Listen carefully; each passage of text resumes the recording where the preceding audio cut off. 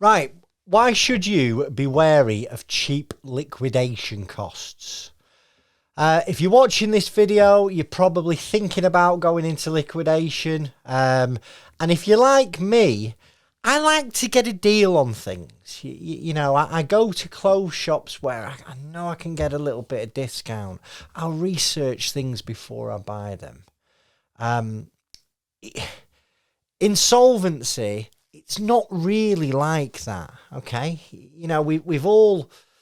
We all know about the sales presentations. Listen, the RIP on here is up here, but if you sign today, we're going to give it you down here.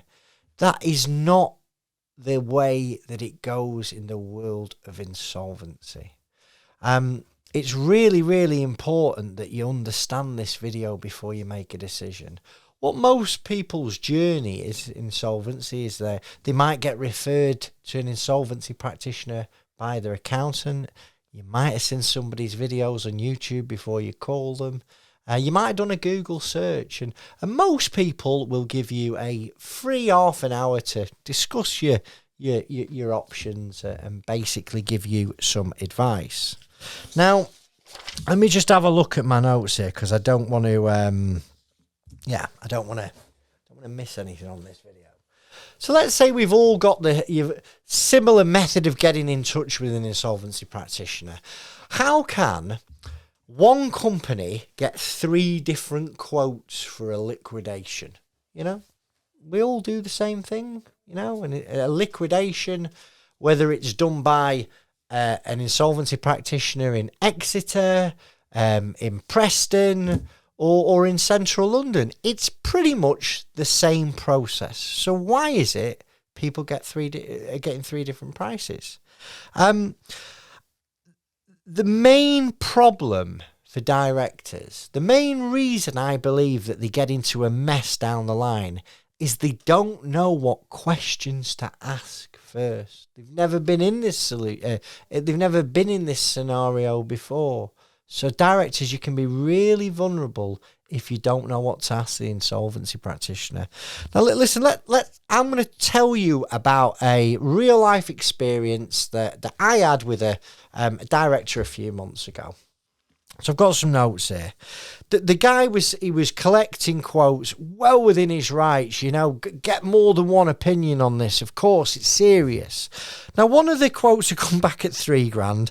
The second one at $6,000. Now, this was a straightforward liquidation.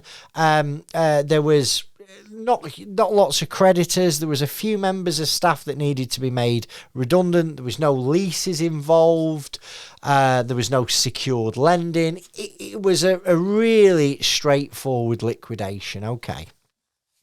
Now, what he should have been charged for this, in my humble opinion, is probably about $4,000. $4,000 plus VAT. It was a straightforward job. Now, what I want to tell you now is the cost of liquidation is not always the end of the story, okay? And in this guy's situation, that's really, really apparent, right? Where we're a little bit different in this industry, First Business Rescue, what we do is go, right, before we give a quote or a price, we want to know everything. We do quite a bit of work for you. We want to know, have you got an overdrawn director's loan accounts? We'll review transactions to see if there's going to be any potential preference payment claims. You're going to be accused of any misfeasance. And when we did that, what we worked out is this director had quite a large overdrawn director's loan account. About £130,000. Now, the other 2 companies that he'd spoken to had not mentioned this, okay?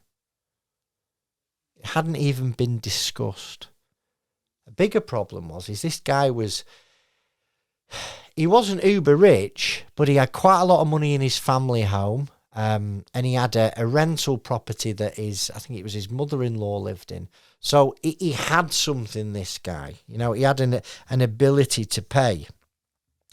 So what we did is, listen, you need to take a breath here. Okay, this is important. You don't move forward on this yet until you understand how this is going to be dealt with.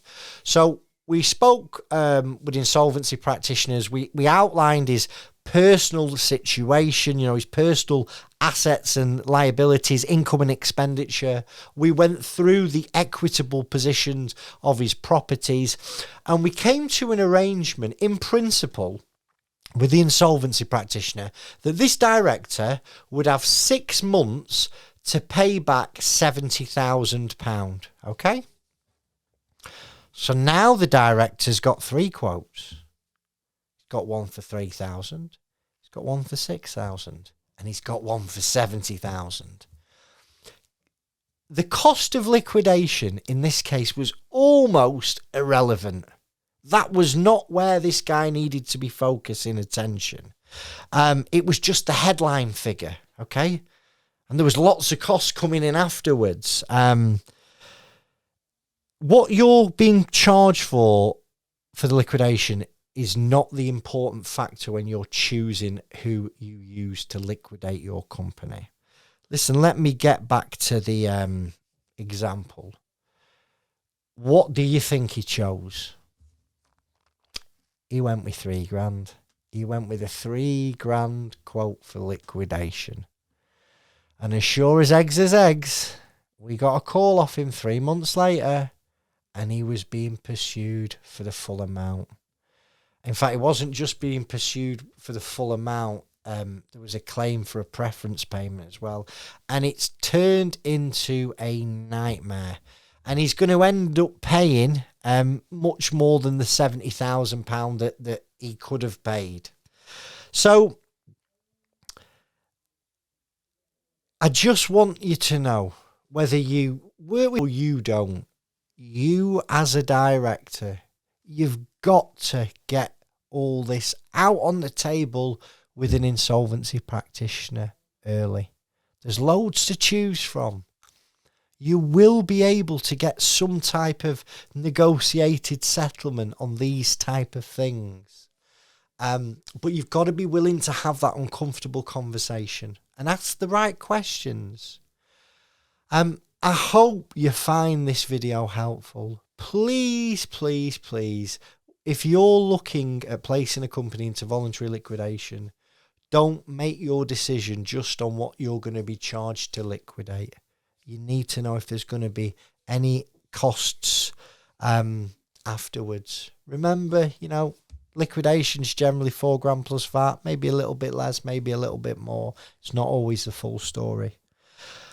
I hope you found it helpful. And I'm going to end on this, by the way. Listen, if you've spoken to an insolvency practitioner, you have no overdrawn directors' loan accounts. You've got very little creditors.